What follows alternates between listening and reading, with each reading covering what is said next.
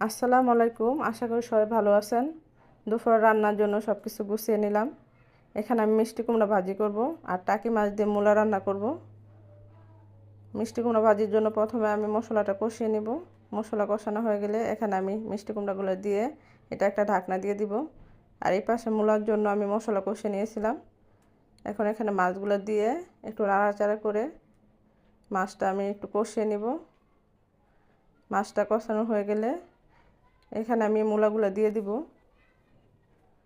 সবগুলো মূলা দিয়ে এটা আমি একটু ভালোভাবে নাড়াচাড়া করে পরিমাণ মতো পানি দিয়ে একটা ঢাকনা দিয়ে দিব।